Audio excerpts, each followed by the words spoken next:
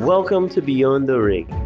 Our focus is connecting youths and young professionals with the energy sector. Join the Youth Government Energy team with host Shane Wilson having conversation with movers and shakers in the local energy sector. Episode 1, we will be having a conversation with Mr. Vikash Supersad from Shell. We'd like our listeners to know that this episode was recorded in November 2021 during the COP26 conference. Welcome, Vikash. Can you give our listeners a brief overview of your career within the energy sector?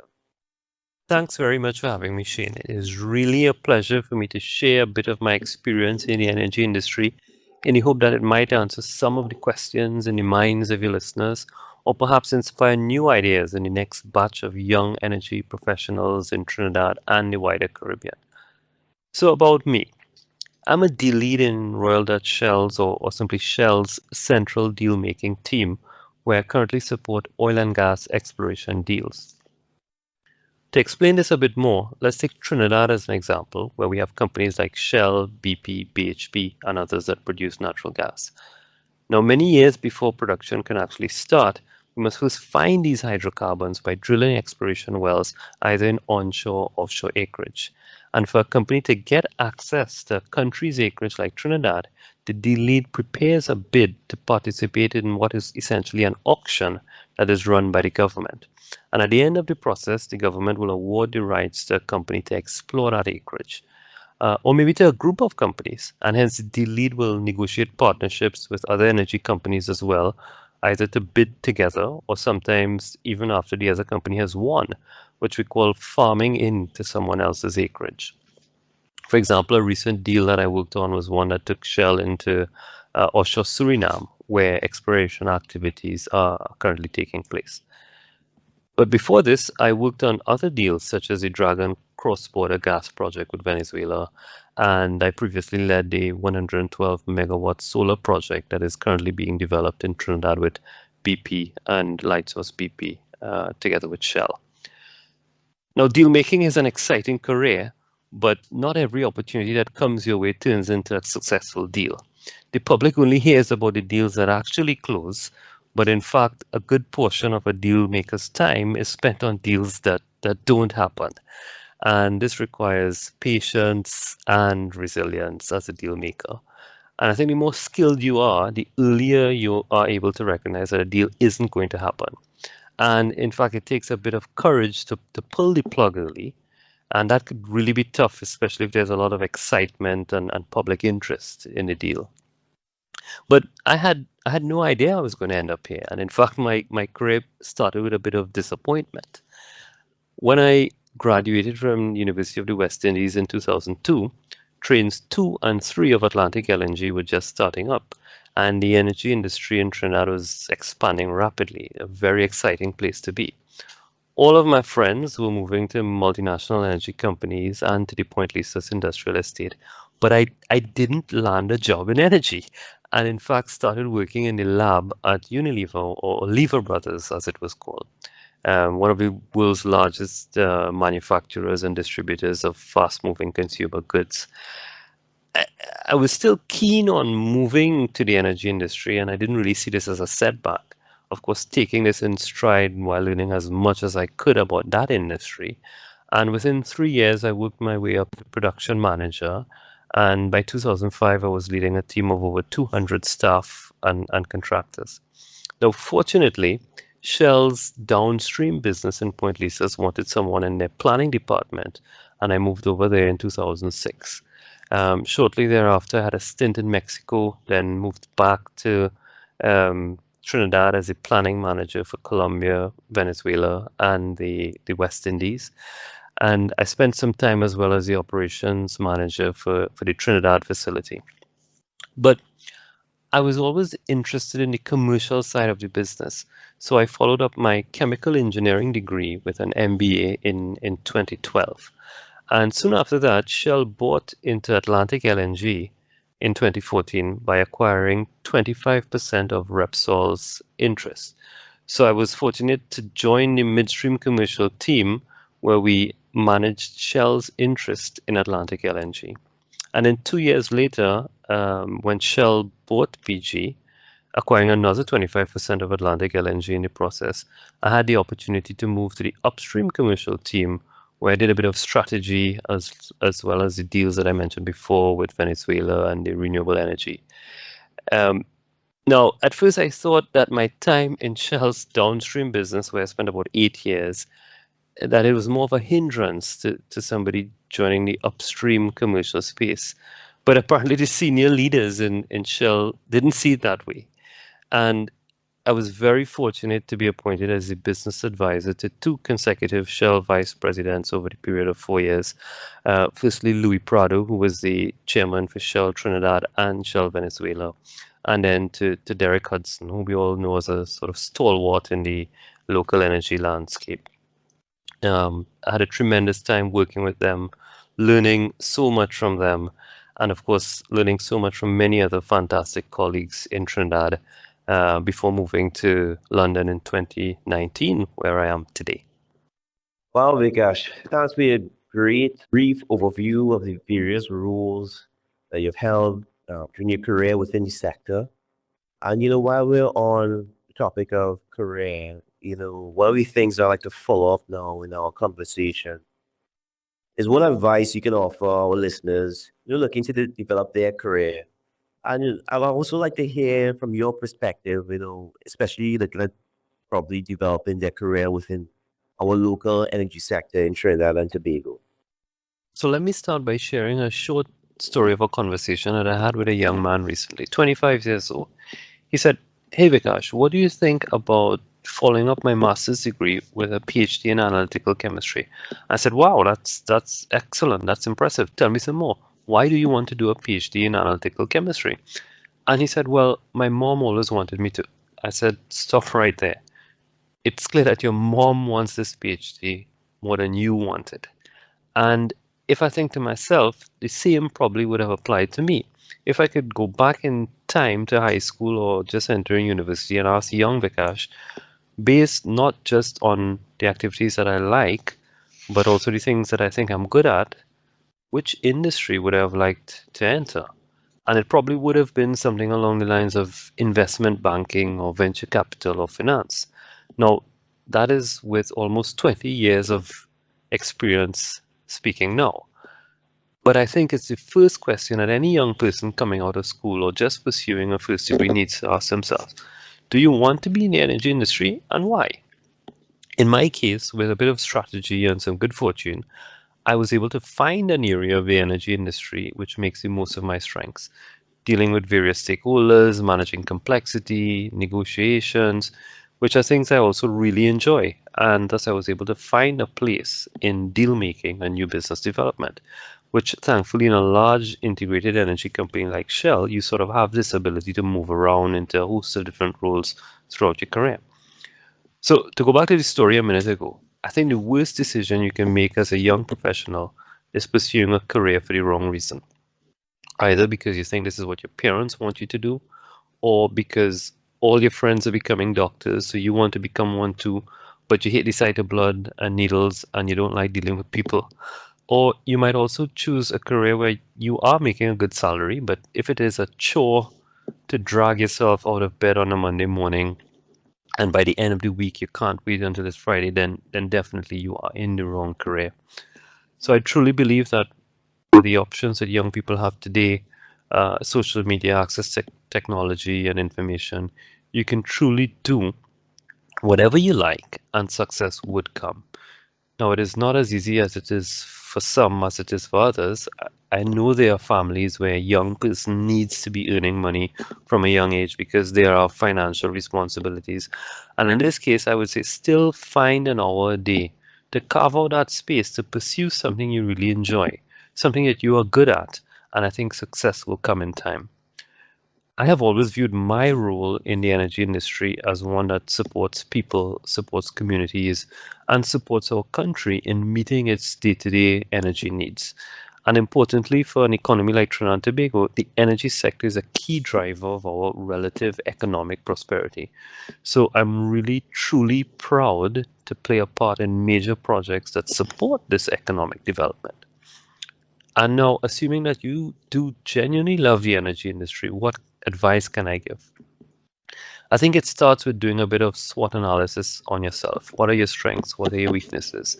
Do you like working with customers? And then you should be more on the downstream retail side of the business, or trading. Do you like consistency and predictability and want to be doing more routine activities, and there are probably rules and operations that fit your profile? Similarly, are you hands on and maybe maintenance? Add to that the host of roles that support the energy business, from finance to legal to government and corporate relations. I think there are a host of roles in the energy industry, and whatever you are good at and whatever you like to do, I think there's a place for you. Now, it's no secret, though, that opportunities in the local energy sector are not as prevalent as they once were when, for example, I was coming out of the industry, coming out of university into the industry in about 2002. And that is due to several reasons. You have the fact that Trinidad is really a maturing hydrocarbon province. We have been producing hydrocarbons for over a century, compared to Guyana, who just started last year and is set to grow exponentially. And there are a number of factors, such as the prices of commodities, which impact where companies invest. And then on top of that, you have the energy transition. So I know it's very difficult for young people to get opportunities in the sector today, but I think there are things you can do to get in the industry, even if you're in a part of the industry you want to move to somewhere else, for example, from oil to gas or to renewables, or another segment of the value chain, such as midstream to upstream. There are some things that you can do and which are in your control. So let me break it up into a few quick practical tips, starting, of course, with education and work experience. One of the questions I always get asked is, what renewable energy degree or course did I study to be able to lead the solar project in Trinidad? And the answer is, I didn't study anything, but I did spend countless hours researching on the internet and talking to colleagues who had experience. Of course, the best knowledge I got was on the job by actually working on the project itself, but I didn't take any formal course of study in the field. Now, that can't work for everyone. If you want to be a petrophysicist or geoscientist, you have to do a hardcore technical degree in that area. But other than that, I think you soon realize that for any career, I think taking a first degree plus a real appetite to learn can make you successful. That appetite to learn is what we call a learner mindset, and it can help move your career in many directions. So take advantage of the technology that you have today. Spend less time on Facebook and probably more time reading LinkedIn articles. You don't have to go to borrow a book in a library like we used to do. Um, with a couple of clicks, you could have a PDF on your phone. So take advantage, young people, of all the technology that you have. Don't use not having a degree in that field as an excuse not to pursue a particular area of interest. The other part of the equation, of course, is work experience. And I would encourage you to try to connect with people who have experience in the field, so that you can get some experience of your own. And you'd be surprised that a lot of senior executives are very amenable to sharing opportunities and sharing their knowledge. So try reaching out to them for a short 15 minute or half an hour chat. Try to find an opportunity where you can volunteer or shadow someone who's working on a particular project, get an internship, even an unpaid internship if necessary, or working in an NGO, for example, just to get that experience under your belt in the field that you really like. And it makes you uncomfortable, and you have to make yourself uncomfortable to grow. And it would take some lateral moves sometimes to prove your competency. And if you think about what I did in my career, in my own journey from manufacturing to downstream and to midstream, upstream, and a bit of renewables, I had to take several lateral moves, and it was uncomfortable at times. But be patient, and don't be too hard on yourself. Now for a few of the softer points.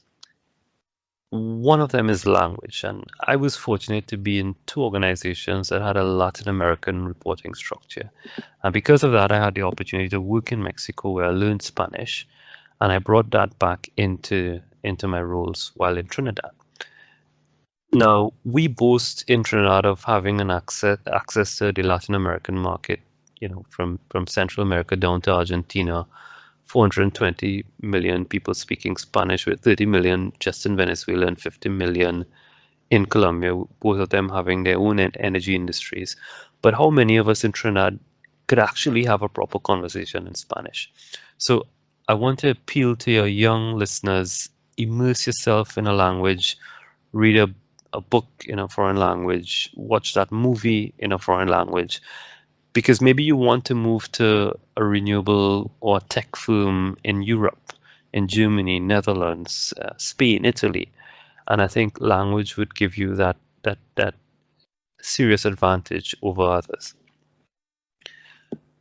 The other point I wanted to talk about was really around technology, social media, and digital transformation, which I touched on earlier. Mastery of this area is very important. We are seeing, for example, robots on platforms, drones doing surveys. We are seeing work permits being processed digitally. They're digital twins of facilities now. And all industries, especially the energy industry, will require experts in technology and digital transformation. So learn as much in this area as you can. And of course, a command of social media, creating your own content and getting it out there, writing your own articles on LinkedIn, etc. These are all important tools for the future. Two softer areas I want to touch on. One is getting involved and giving back to the community.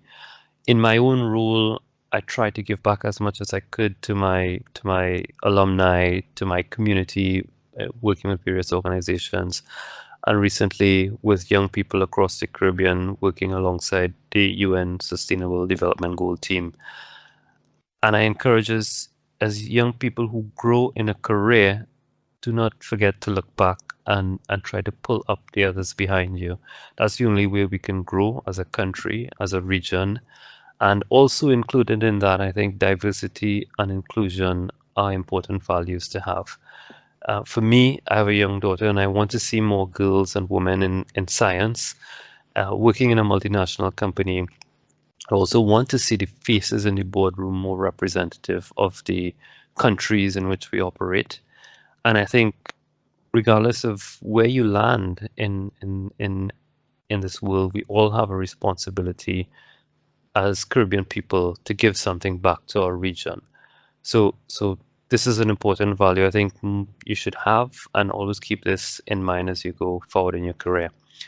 The last one is something we've heard a lot about since the start of the pandemic, and that's mental health.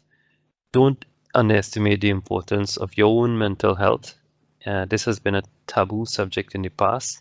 You didn't want to speak about feeling mentally unwell because, people would think you would be not capable of doing your job if you were under stress. I think today the tables have turned, and really good organizations and leaders are saying that if you do have an issue, please take some time off and also let us as an organization help you. Behind our jobs, we're all real people with real world problems. So please feel free to ask for help at any time you need it. Look after yourself and look after your colleagues. So always keep mental health at the forefront.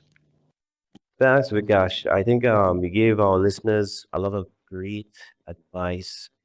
They're considering, ways or and approaches to really get involved with the sector and, really setting that long-term vision and assessing the different roles because, our sector is evolving so much, apart from the oil and gas aspect, there's the renewables aspect that's starting to come to play, as well as, a greater focus on climate adaptation as well too. So the sector is growing in terms of different types of rules and responsibilities for, really transforming us into a more climate conscious industry and sector.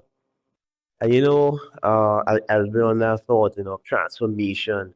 I just want to get your thoughts on the energy transition because that's a big um buzzword that's a lot of that is in a lot of conversations, when we talk about the energy sector and the industry. And I want to get your thoughts on in terms of Trinidad and Tobago, where you see that balance happening. Thanks, Shane. This is a very important topic, and I'm glad that you raised it. Firstly, I think it is key to recognize that life as we know it cannot exist without oil and gas.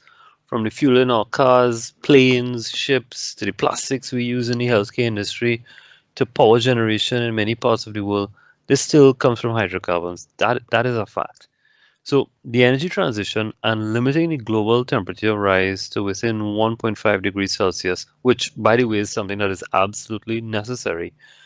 It is not something, however, that can simply be accomplished by switching off oil and gas production tomorrow.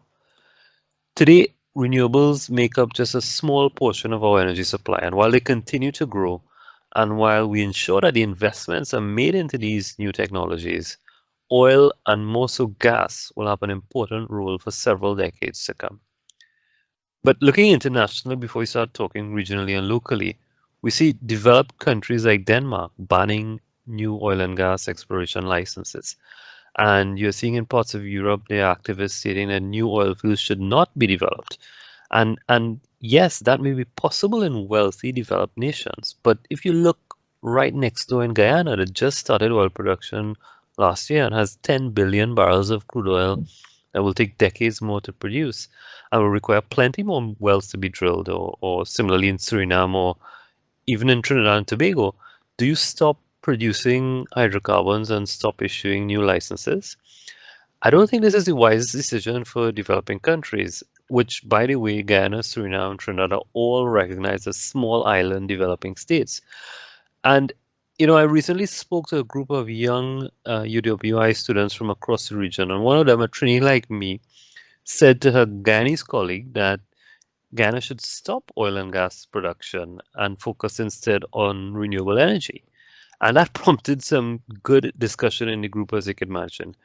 And Trinidad has enjoyed a status as the most prosperous Caribbean island from the quality of life that we have, the amenities, the educational opportunities, subsidized electricity. So how can we turn around and say to our neighbors in Guyana that they can't have the same chance for their own economic development? And I think developing countries in Africa, in Latin America, and especially, as say, in the Caribbean, we need to maximize the economic life of our resources remaining. But it needs to be done in a balanced and responsible way where we do it safely, where we minimize the carbon intensity of our operations, and where we do it with policy support from the government. Now, imagine if you wake up tomorrow and there was no natural gas flowing in Trinidad. Firstly, the power shuts off, there's no internet, there's no school, because yet we don't have renewable energy installed. And even if you did, the sun doesn't shine, you know, 24 hours a day, and the wind doesn't blow all day. So you do need a backup of natural gas supply, unless, of course, you had expensive batteries. But let's think for now, we don't. So the power shuts off. In the short term, eventually, government's income would dry up. There'd be no royalties and taxes from the multinationals operating upstream or even the downstream petrochemical companies. And other sectors of the economy would eventually lose funding. So, like health, national security, the funds would dry up, and this leads to more problems in society, job loss, etc. So countries can't simply switch off, and developing countries like ours can't switch off.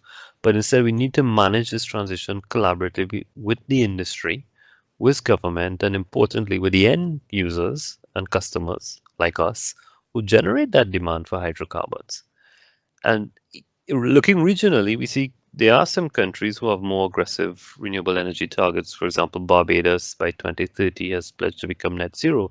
But countries like Barbados and Jamaica still depend on imported fuel oil and diesel for power production, unlike Trinidad, which is 100% powered by natural gas, which is less carbon intensive than oil.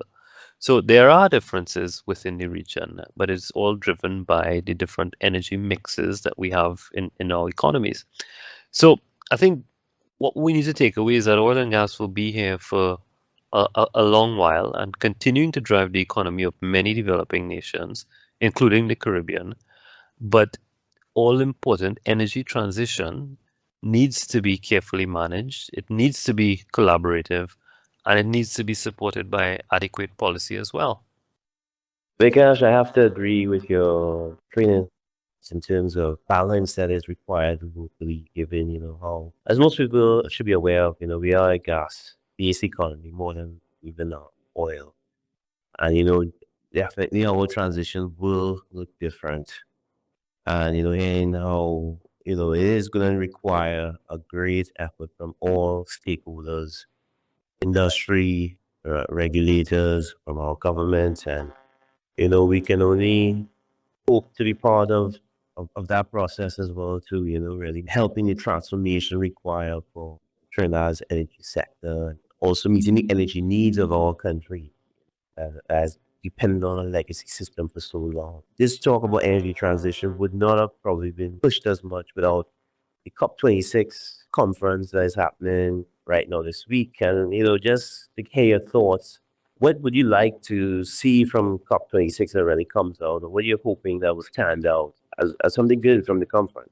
So I really hope that in 10 years, your listeners could look back at my testimony here today and say that in 2021, that guy was really talking sense. But seriously, what can we expect, not just from COP26 happening at the time of this recording, but going forward in years to come as the planet works on a path to limit the global temperature rise to 1.5 degrees? So taking into consideration everything we just talked about regarding the fact that oil and gas will be around for some time, the first thing I think we would like to see from governments is really to lead the charge when it comes to not only shaping demand, but ensuring that the right investment climate is in place. And this can only be done with policy. For example, on the demand side, we need to see hard targets around the phasing out of diesel, for example, or a data around the transition to electric cars, so that the industry can put plans in place from now to be ready for that change. So the right policy framework needs to be in place by governments, and their role is key to shape demand.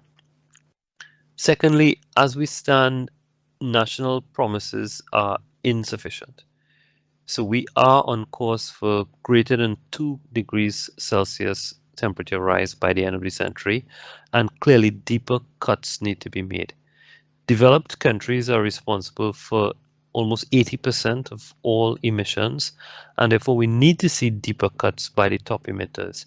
China, I think, is around 30%, the USA is around 15%, and these two countries alone just make up just under half of all emissions. Thirdly, a sector by sector approach is needed for global industries like aviation and shipping when you think about it. You can't have one country stating that we will only use biofuels for planes or methanol or LNG for ships by year X and another country by year Y. As an international airline or shipping company, how do you manage various fuels in your portfolio in different planes and different ships on different days? So there needs to be a global instead of a national approach in some cases. The fourth item I think is important is really to see a functioning mechanism globally to trade carbon credits. And lastly, I think the most important one is that the finance needs to be in place from the developed nations, from the G7, the G20 nations, to the developing world for not only climate mitigation and climate adaptation, but really for disaster relief, for the extreme weather events that we are seeing today, like hurricanes and flooding, especially in the Caribbean. Well, Vikash, thanks for your thoughts on, COP26. So as we about to conclude our conversation on behalf of the Beyond Direct team, the youth government of Trinidad and Tobago, and our loyal listeners, I would like to thank you for being a guest on our show, kicking off episode 1 of season 2. And we look forward to hearing from you, and seeing you also contributing. Like you mentioned earlier in our episode, and a lot of people within the industry, especially for young people, we should really advocate for them. Reach out to them, and I am pretty sure that, all young people can find you on LinkedIn, and they can reach out to you, and you'll be willing to help them. So, Vikash, thanks so much once again. And I'd like to thank our loyal listeners once again for listening to us. And look out for episode 2. You never know who will be popping on Beyond the Rig episode 2. In season 2, we have a lot of surprise guests to show up. So hope you enjoy it and hope you enjoy this episode. And until next time, stay safe.